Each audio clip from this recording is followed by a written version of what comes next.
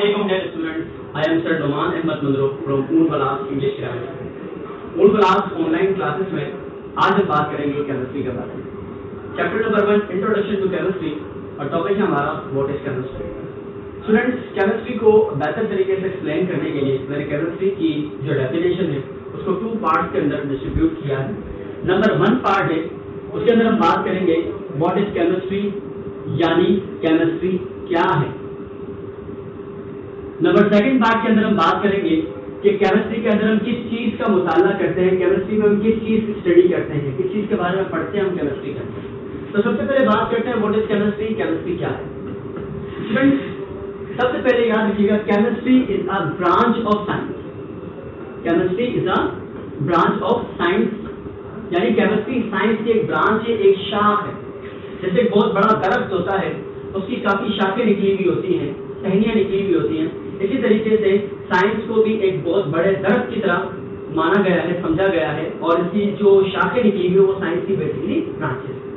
अब सबसे पहले हमें ये समझना है कि साइंस है क्या। साइंस एक लैटिन वर्ड है, साइंशिया से निकला है। एक लैटिन वर्ड है, साइंशिया से निकला है, जिसका मतलब होता है मालूमात, नॉलेज। ठीक है, इसका मतलब साइंस की मीनिंग हुई मालूमात।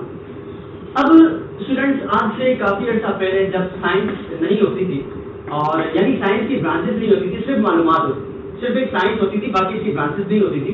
और जैसे जैसे साइंस के जो मालूमात का दायरा है वो वसी होता गया, तो उस वक्त के साइंटिस्ट ने साइंस को मुख्तलिफ ब्रांचेस के अंदर डिस्ट्रीब्यूट कर ताकि लोगों को साइंस पढ़ने में आसानी हो।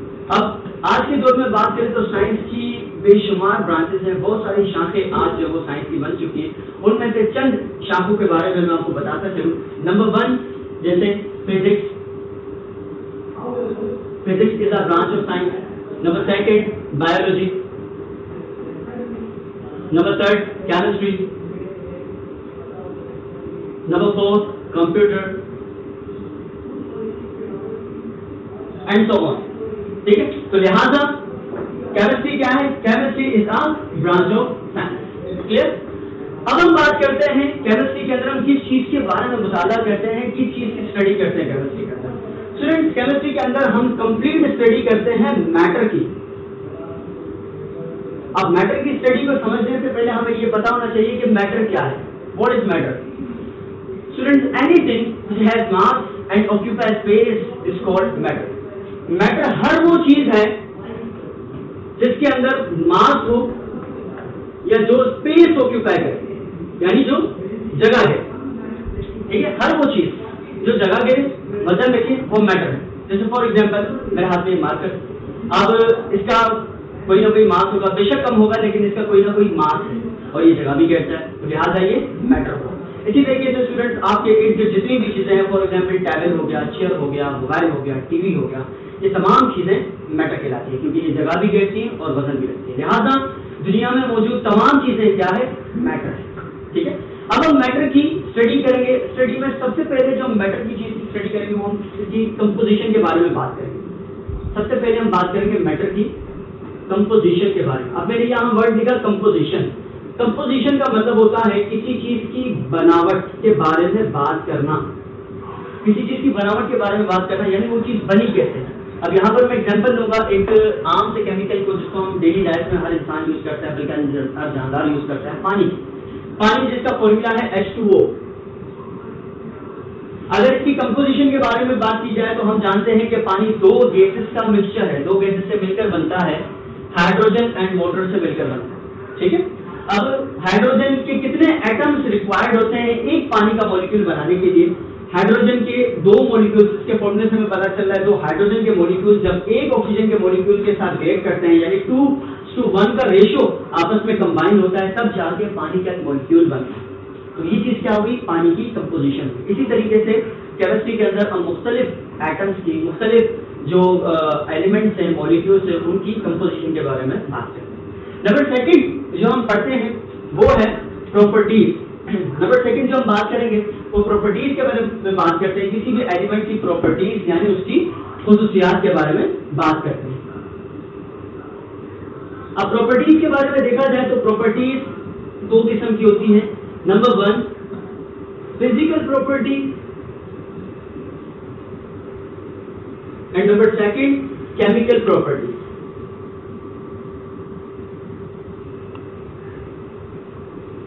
सबसे पहले बात करते हैं फिजिकल प्रॉपर्टी के बारे में। अब फिजिकल प्रॉपर्टी जैसे नाम से ही वाज़ेह है कि किसी चीज़ की ज़ाहिरी खुसूसियात के हवाले से बात करना, किसी ज़ाहिरी चीज़ के हवाले से बात करना। फिजिकल प्रॉपर्टी के अंदर सबसे पहले हम बात करते हैं किसी चीज़ की समझते कलर के हवाले से, कि वो कोई भी कंपाउंड है उसका क्या कलर है। यानी फॉर एग्जाम्पल वाटर है, वाटर के हवाले से अगर हम बात करें तो वाटर एक ऐसा एलिमेंट है जिसका कोई कलर नहीं होता, यानी वो कलर है। इसी तरीके से दूसरे हम जो है वो लिक्विड्स वगैरह इस्तेमाल करते हैं, मिल्क हो गया, ऑयल हो गया, इसका मुख्तलिफ कलर हो। सेकेंड चीज़ जो हम फिजिकल प्रॉपर्टी के अंदर बात करते हैं वो किसी चीज़ के ऑर्डर के हवाले से, ओडोर के हवाले से बात करते हैं, यानी किसी चीज़ की स्मेल। ठीक है, कि कोई कंपाउंड है तो उसकी स्मेल क्या है, उसकी स्मेल कैसी है, यानी उसकी स्वीट स्मेल है या क्या है। तो किसी चीज़ की स्मेल के हवाले से हम फिजिकल प्रॉपर्टी के अंदर बात करते हैं। नंबर थर्ड चीज़, हम कंपाउंड की डेंसिटी के हवाले से बात करते हैं। डेंसिटी जिसको उर्दू में हम कसाफत कहते हैं। अब फॉर एग्जाम्पल किसी चीज ने अपने वेट के हिसाब से कितनी जगह घेरी है, उसका मास कितना है, इसको हम कसाफत कहते हैं। फॉर एग्जाम्पल जो है वो मेरे पास एक स्टोन है और एक टिश्यू पेपर है, तो स्टोन भी जो है वो उसने अपने मास के हिसाब से उसने कितनी जगह घेरी है, इसके अलावा टिश्यू पेपर ने मास के हिसाब से कितनी जगह घेरी है, तो ये डेंसिटी कहलाती है। ठीक है, थर्ड चीज और लास्ट चीज जो हम फिजिकल प्रॉपर्टी के अंदर बात करते हैं वो टेक्सचर के हवाले से बात करते हैं। ठीक है, टेक्सचर फॉर एग्जाम्पल कि कोई कंपाउंड है या कोई भी चीज है तो उसकी टेक्सचर कैसा है, मतलब वो जैसे स्टोन है, अगर हम उसको उठाते हैं तो उसकी सतह सॉलिड होती है, और इसी तरीके से हम घर में टैल्कम पाउडर वगैरह इस्तेमाल करते हैं तो उसकी जो सतह वो समझते हैं कि पाउडरिश टाइप की होती है, रफ होती है। तो ये तमाम चीज़ें हम फिजिकल प्रॉपर्टी के बारे में स्टडी करते हैं, फिजिकल प्रॉपर्टी में स्टडी करते हैं। सेकेंड जो चीज़ है वो है केमिकल प्रॉपर्टी। केमिकल प्रॉपर्टी के अंदर हम एक या एक से ज़्यादा कंपाउंड्स को आपस में रिएक्ट करवाते हैं, ठीक है, और देखते हैं कि कौन सा नया कंपाउंड बनता है और किस तरीके से बनता है। फॉर एग्जाम्पल मेरे पास एक कंपाउंड है जिसको मैंने ए नाम दे दिया, और एक इसको मैंने दूसरे कंपाउंड यानी बी कंपाउंड के साथ मैंने इसको रिएक्शन करवाया। रिएक्शन करवाने के बाद अब अगर ये दोनों कंपाउंड आपस में रिएक्शन करते हैं, अगर नहीं करते तो मैं इसको हीट प्रोवाइड करूंगा। ठीक है, हीट के लिए केमिस्ट्री के अंदर हम डेल्टा का जो साइन है वो यूज करते हैं, हीट प्रोवाइड करूंगा, और हीट प्रोवाइड करने से मेरे पास एक नया कंपाउंड बनता है जिसको मैं सी से रिप्रेजेंट करता हूँ। अब इसकी जो केमिकल प्रॉपर्टी है वो इन दोनों के केमिकल प्रॉपर्टी से बिल्कुल डिफरेंट होगी, बिल्कुल अलग होगी, क्योंकि ये नया कंपाउंड एक बार है। ठीक है, तो लिहाजा केमिकल प्रॉपर्टी के अंदर हम इन चीजों के बारे में स्टडी करते हैं कि कंपाउंड के अंदर क्या केमिकल चेंजेस आए। ठीक है, थर्ड चीज जो हम मैटर के हवाले से बात करते हैं, पढ़ते हैं, वो है स्ट्रक्चर।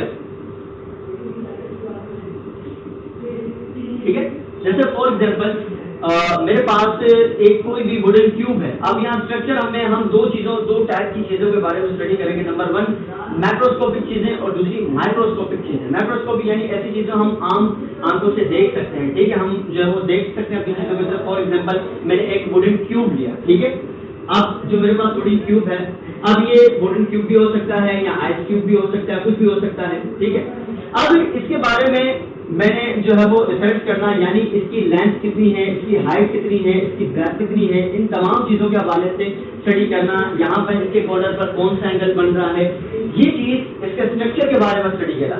ठीक है, ये हो गया माइक्रोस्कोपिक स्टडी। यानी कि या इसके अलावा अगर मैंने किसी कंपाउंड्स को आपस में रिएक्शन करवाया और रिएक्शन के बाद जो है वो मेरे पास जो कंपाउंड बन रहे हैं वो नीडल शेप में, यानी ऐसे क्रिस्टलाइन शेप में बन रहे हैं या नीडल शेप में कंपाउंड बन रहे हैं, तो उनके बारे में उनके स्ट्रक्चर्स की जो है वो पैमाइश करना, मेजरमेंट करना, ये जो है वो स्ट्रक्चर कहलाता है, माइक्रोस्कोपिक स्ट्रक्चर कहलाता है। इसी तरीके से हम जो है वो बात करते हैं माइक्रोस्कोपिक स्ट्रक्चर के बारे में, यानी कि हम ऐसी चीज़ों के बारे में इसके अंदर मेजरमेंट करते हैं जो हम माइक्रोस्कोप से देख सकते हैं। फॉर एग्जाम्पल एटम्स या मॉलिक्यूल्स। मिसाल के तौर पर एटम्स का स्ट्रक्चर हमें पता है कि एटम जो है वो 2 पार्ट्स के ऊपर डिस्ट्रीब्यूट होता है।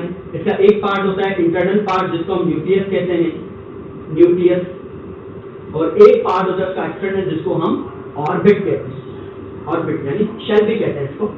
अब न्यूक्लियस एक ही होता है किसी भी एटम के अंदर, लेकिन इसके ऑर्बिट्स मुख्तलिफ हो सकते हैं, depend it's number of electron. इसके जितने इलेक्ट्रॉन नंबर ऑफ इलेक्ट्रॉन ज्यादा होंगे उसके ऑर्बिट ज्यादा होंगे, नंबर ऑफ इलेक्ट्रॉन कम होंगे उसके ऑर्बिट उतने ही कम होंगे।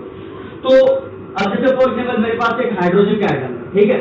अब हाइड्रोजन के एटम में मुझे पता है कि इसके नंबर ऑफ प्रोटॉन 1 होते हैं और नंबर ऑफ इलेक्ट्रॉन भी 1 होते हैं, ठीक है। स्टूडेंट्स हमें पता होना चाहिए कि जो भी हमारे पास नंबर ऑफ इलेक्ट्रॉन है, जितने हमारे पास नंबर ऑफ इलेक्ट्रॉन होंगे उतने ही नंबर ऑफ प्रोटॉन होंगे। तो इन तमाम चीज़ों की स्टडी हम केमिस्ट्री के अंदर मैटर की करते हैं केमिस्ट्री के अंदर, और ये तमाम चीज़ें केमिस्ट्री के अंदर। तो अब हम बात करेंगे ब्रांचेस ऑफ केमिस्ट्री के बारे में। जिस तरीके से केमिस्ट्री कुछ साइंस की ब्रांच है, तो केमिस्ट्री का अपना मुताला भी इतना वसी हो गया कि केमिस्ट्री को भी साइंटिस्ट ने मुख्तलिफ ब्रांचेस के अंदर डिस्ट्रीब्यूट कर दिया। तो सबसे पहले केमिस्ट्री की ब्रांच है ऑर्गेनिक केमिस्ट्री के बारे में हम बात करेंगे। ऑर्गेनिक केमिस्ट्री ये केमिस्ट्री की वो ब्रांच है जिसके अंदर हम ऑर्गेनिक कंपाउंड्स,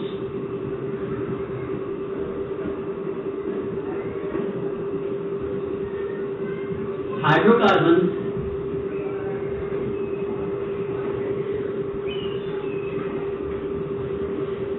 और उसके डेरिवेटिव्स के बारे में बात करेंगे।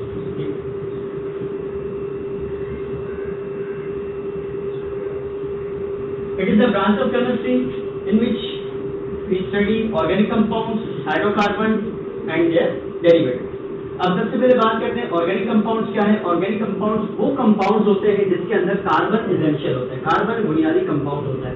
बेशक उसके साथ बाकी कंपाउंड्स भी आ जाए, लेकिन कार्बन जो है वो एसेंशियल कंपाउंड होता है। जैसे मिसाल के तौर पर मेरे पास एक एलिमेंट है C, कार्बन बुनियादी कंपाउंड है, CH3 यहाँ पर OH और डबल बॉन्ड के साथ O आ जाए, ठीक है।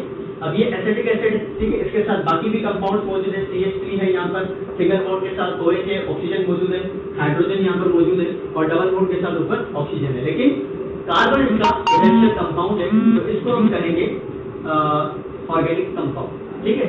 इसी तरीके से सेकंड जो चीज है हाइड्रोकार्बन। हाइड्रोकार्बन जैसे कि नाम से बातें है कि ऐसा कंपाउंड जिसके अंदर दो एलिमेंट्स मौजूद हों, हाइड्रोजन एंड कार्बन, यानी सिर्फ दो एलिमेंट मौजूद हो, इसके साथ अगर कोई और एलिमेंट भी मौजूद होगा तो उसको हम हाइड्रोकार्बन नहीं करेंगे। सिर्फ दो कंपाउंड जो हाइड्रोजन एंड कार्बन, उसको हम हाइड्रोकार्बन कहते हैं। ये बेसिकली कैटेगरी है ऑर्गेनिक कंपाउंड्स की, ठीक है। अब इसकी भी मुख्तलिफ कैटेगरीज होती है, जैसे इसकी टाइप्स हैं, जैसे alkane, alkyne and alkyne. Alkane जिसका फॉर्मूला है CH4, मीथेन जिसको हम आमतौर पर घर में चूल्हे वगैरह जलाने के लिए इस्तेमाल करते हैं, वो जो चूल्हे वगैरह में गैस इस्तेमाल होती है उसकी गैस कहते हैं, वो CH4 उसका फॉर्मूला।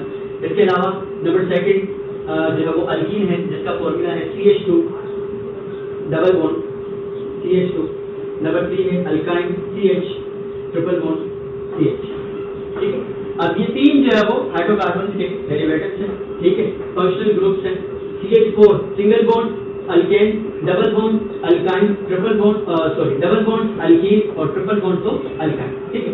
अब CH4 का अगर स्ट्रक्चर देखें मीथेन का, तो इस तरीके से बनेगा कार्बन और इसके साथ जो है वो सिंगल बॉन्ड के साथ 4 हाइड्रोजन अटैच, ठीक। इसके साथ हम उसके डेरिवेटिव्स के बारे में बात करें। डेरिवेटिव्स जैसे नाम से बातें हैं, डेरिवेटिव्स वो कंपाउंड्स हैं जो हाइड्रोकार्बन या ऑर्गेनिक कंपाउंड से ड्राइव होते हैं, ठीक है, उससे मिलकर बनते हैं, उसको डेरिवेटिव्स कहते हैं। तो इन शॉर्ट ये कि केमिस्ट्री, ऑर्गेनिक केमिस्ट्री की वो ब्रांच है जिसके अंदर हम ऑर्गेनिक कंपाउंड्स, हाइड्रोकार्बन और उसके डेरिवेटिव्स के बारे में बात करें। इसके साथ हम सेकंड जो केमिस्ट्री की ब्रांच है उसके बारे में बात करते हैं, वो है इनऑर्गेनिक केमिस्ट्री। इनऑर्गेनिक केमिस्ट्री भी बहुत ही अहम ब्रांच है केमिस्ट्री की। इन ऑर्गेनिक केमिस्ट्री की अहम ब्रांच है। अब इसके अंदर हम तमाम एलिमेंट्स और उसके कंपाउंड्स के बारे में बात करते हैं, एक्सेप्ट हाइड्रोकार्बन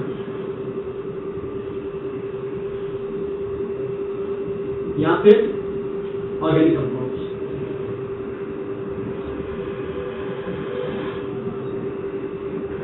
यानी इनऑर्गेनिक केमिस्ट्री के अंदर हम तमाम एलिमेंट्स के बारे में बात करते हैं, उसके कंपाउंड्स के बारे में बात करते हैं, सिवाय हाइड्रोकार्बन और ऑर्गेनिक कंपाउंड्स, ठीक है। जैसे मिसाल के तौर पर एलिमेंट है मेरे पास Na सोडियम और इसका कंपाउंड है, यानी सोडियम क्लोराइड के साथ जब मिलता है तो सोडियम क्लोराइड बनता है, ठीक है। तो ये एलिमेंट और कंपाउंड की हम स्टडी करेंगे, तमाम एलिमेंट की इसी तरीके से स्टडी करेंगे, सिवाय उन कंपाउंड या एलिमेंट्स के जिसके अंदर ऑर्गेनिक हाइड्रोकार्बन या ऑर्गेनिक कंपाउंड्स। होप स्टूडेंट आपको आज का लेक्चर समझ आ गया होगा। अपना ख्याल रखिएगा।